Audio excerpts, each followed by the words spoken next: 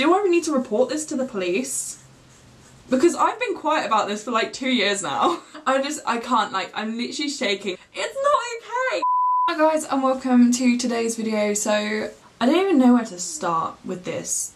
So when learning to drive, it should be a good experience. You should feel comfortable in the car. My first experience of driving was probably one of the worst ever. When I say that this was the driving instructor from hell, I am not even exaggerating. Like, it was so dangerous. So if I start right from the beginning, it was my 17th birthday and I got bought 10 driving lessons with this driving instructor. We booked my driving lessons up and it was probably about maybe 3 weeks after my birthday, so it would have been around the 20th of October. First of all, he turned up late, which is never a good sign. He turned up late and I get in the car and he literally says to me, "That's the clutch, that's the brake, that's the accelerator, that's the steering wheel." Like, I have never driven a car before, like I really don't know what any of these things do. And when he said to me, "Right, okay, so we're just gonna start off, put your foot down on the clutch, turn the engine on, release the handbrake and off you go." Like, if that was on a flat surface, that wouldn't work. So I just initially thought that that is how you like start to move the car. I was so surprised that I was getting in the driver's seat straight away, because I know that most people's first lesson is they get driven to like a small car park somewhere where it's really, really quiet. The instructor goes through it with them properly. You just practice like catching the bite on the car and moving the car forward and slowly stopping. Like, you literally don't go above like 10 miles an hour. Like, you're lucky if you get above 5. We'll get on to how fast I was going in a minute. Literally in the middle of my driving lesson, he took a call. He took a call in the middle of my driving lesson. And I was just busy driving down this back road and he just kept telling me to like put down the clutch, change gear, you know. So down these back roads I was going like 40-50 miles an hour. Like, I literally had been driving for like 5 minutes, like literally 5 minutes, and I was already going that fast. I was one of the first people that started to learn how to drive because I'm one of the oldest in my year group. So I couldn't like talk to other people about like their first driving lesson and what it was like. It literally makes me feel so sick just thinking about it. So we were just busy driving about and we got to some traffic lights and we must have been stuck at these traffic lights for at least 3 like rounds of them because I couldn't move the car. I didn't know how to start the car and move it forward, and I was getting in such a panic. People were beeping at me and he did nothing to try and help calm me down. He just was like trying to tell me what to do and I was like, I don't understand what you're asking me to do. Like, you're saying all these words at me, these car words that I don't understand. And oh, it was so embarrassing and it was just such a horrible experience.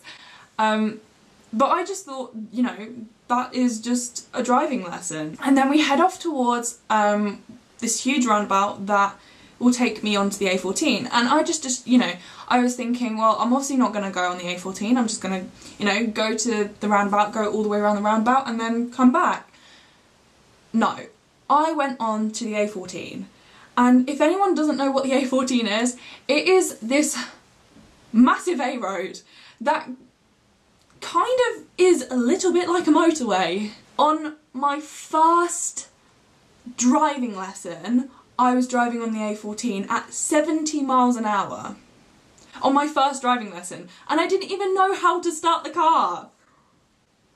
I'm laughing about this now, but like when I came home I didn't know whether to laugh or cry. I'm being serious. First time I went onto the A14, he steered me onto the A14. I had no idea I was going on the A14 and he steered my wheel onto the A14. He grabbed my wheel and put me on the A14.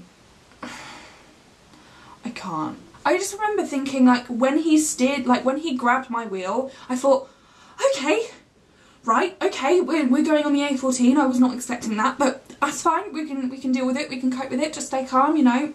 Go with the flow, because clearly this is what's supposed to happen. So we were going down the A14 and he told me to overtake this car that I was, you know, like coming up to, because he kept telling me to like go up to 70. So I was you know, going along at 70. He told me to overtake this car And obviously I know that when you overtake a car you need to look in your mirrors. So I looked in the mirror just to double check that there was no one on the side of me. I had no idea about blind spots either at this point, by the way. I just checked my right wing mirror just to double check that there was no one there. And then he said to me, "Oh wow, you checked your mirrors, well done." What do you mean, oh wow, I checked my mirrors, well done? Like, I wasn't just gonna pull out without like... I can't, like, I'm literally shaking thinking about the thought. Like, that is so dangerous. He took someone that had been driving for not even, like, 40 minutes on the A14. I had never sat in a driver's seat in my whole entire life. Like, I'm pretty sure that's illegal. Is that illegal? Do I need to report this to the police? Because I've been quiet about this for like 2 years now. Also just forgot to say I have been driving for nearly 2 years. So this happened like quite a while ago. This happened nearly 2 years ago. No, this happened nearly 3 years ago. Is it 3 years? Yeah. Yeah, so this happened like nearly 3 years ago. And like I just kind of kept quiet about it. I didn't know whether I should report it or not. Or like leave him a bad review. Like I didn't really know what to do about it, I'm being honest. But he made me feel incredibly uncomfortable. So at the end of the driving lesson, I just assumed that I would be driving myself home, and he told me to pull up at this house. He like told me where to go, and he told me to get in the back, and then I had another learner driver drive me home. Now if anyone experiences this, this is not okay. If you experience piggybacking, that's what it's called piggybacking. If you experience that in your driving lesson, that is not okay. This is where he would cross over driving lessons. So my driving lesson would finish at say like 1:30, and then this girl's driving lesson would start at 1:30. So that means that I wouldn't even drive myself home. This girl that I didn't even know, or her capability of driving, drove me home. So that was the end of my first lesson, and I remember coming into the house and Mum went, "How was it?" And I went on the A14. And we just looked at each other, and like I genuinely didn't know whether I should laugh or cry about it. Like I didn't know how I felt. I was like proud of myself that I went on the A14 on my first driving lesson, knowing literally nothing about how to drive a car. So my second lesson comes around, and again he picks me up late, and he's on the phone again, and he's busy talking to this work colleague and paying zero attention to what I'm doing. Again, any advice? If you have a driving instructor that is on their phone during your lesson, that is not okay, because they should have their eyes on the road, their eyes on you, on what you are doing. It's just as bad as driving yourself on your phone. Like, you know, you see people that are driving and they're on their phones, that is just as bad, because you are not a competent, I can't say the word. Competent? I think the word's competent. You're not competent to drive the car, so therefore they should not be on their phone. A couple of the same things happen with me, like, you know, trying to start the car up. Because again, I didn't understand the bite of the car or how to start it or anything like that. And we're just busy driving around. Like, we never actually practiced parking or reversing or like doing 3-point turns, parallel parking. We didn't do any of that. But we were busy driving, and I stopped at this roundabout, and I went to move forward and I stalled the car. Now this roundabout was kind of like a flat roundabout, if you know what I mean. It was just like this circle drawn on the floor, and I went onto the roundabout, and I was just stuck on the middle of this roundabout, and I didn't know how to start the car because again I didn't understand how to start the car. So I was panicking because people were beeping at me. I was stuck in the middle of this roundabout. I was stopping all of this traffic from moving, and he kept shouting at me, like telling me what to do. Well, I was doing what he was doing, but I didn't know that he had to like return the ignition of the car to like turn the car on. I didn't understand any of these things, and he leant across me to like turn the car on. In the process of that, he knocked the window wipers on, so the window wipers are going like this. I'm panicking, he's busy shouting at me, telling me to calm down, and then he had to use his like pedals on his side to like get us out the road. And I just like, he did absolutely nothing to like make me feel better about the situation or anything.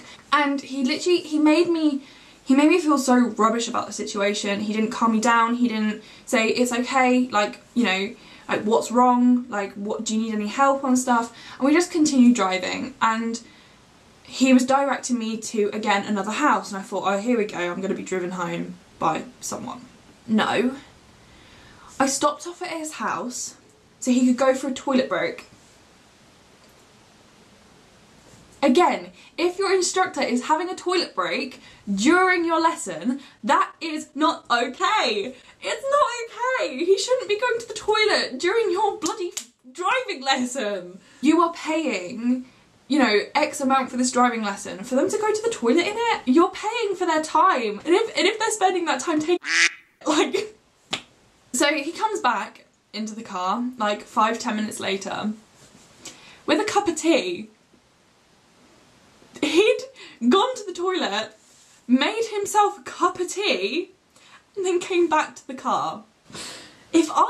Do you know what? I've never seen red flags so much in my whole bloody life. But I didn't know what to say because I didn't want to be ungrateful for, like, not continuing with these driving lessons that had been bought for me for my birthday. I thought, well, do you know what? We'll give it a third lesson. So on this third lesson, the same thing happens. He turns up late, he's on his phone, blah, blah, blah. Again, we go on the A14. He takes me to the petrol station and he makes me fill up the car. It's a good skill to have, but like, I shouldn't be filling up his car during my driving lesson time. And he's in the petrol garage and he's just having a conversation with the people in there, like, you know, like he's got all day. And I'm just sat there waiting in the car, waiting for him to come back to continue with my driving lesson.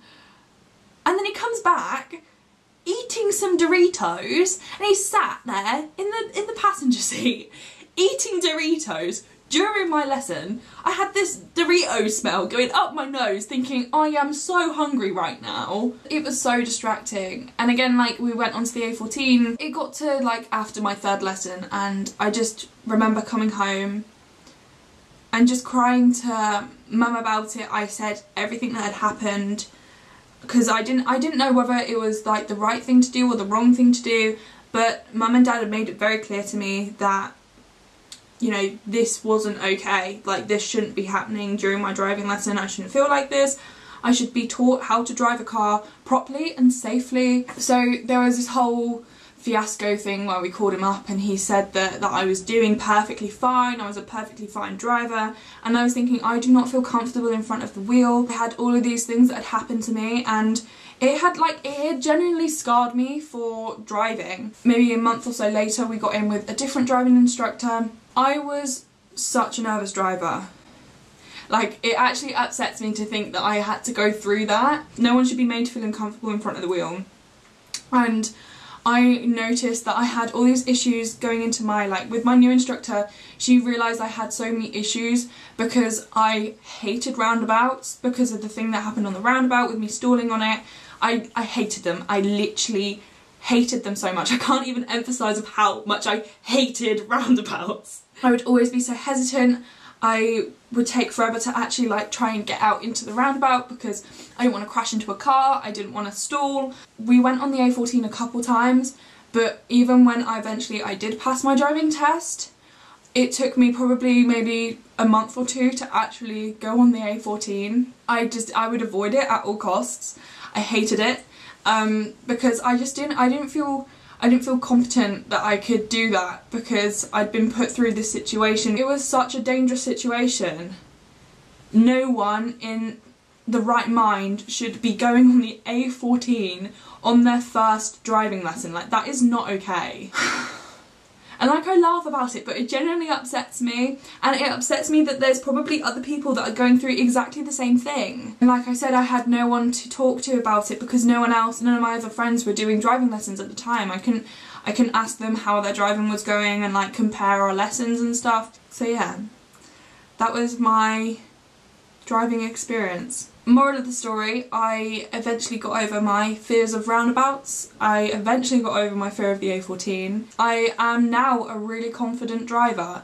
I properly started my driving lessons in November and then I passed in the July. So it took me 9 months to pass, which is really, really good. I passed first time with flying colours. I think I got maybe 3 minors 2 years later, 2-3 years later, and now I'm always driving. I'm always in my car. I'm always happy to be the one that drives. I really enjoy driving now, But I just wanted to say and make this video so people that are starting driving lessons, people who are in the middle of driving lessons, so they know that there are certain things that are not okay and that shouldn't be happening during your driving lesson. Yeah, that's all I got to say. Thank you so much for watching this video. Thank you so much for listening. I hope that if you are learning to drive, you have a good instructor. I just want you guys to know the things that are right and things that are wrong. Thank you so much for watching this video and have a good week.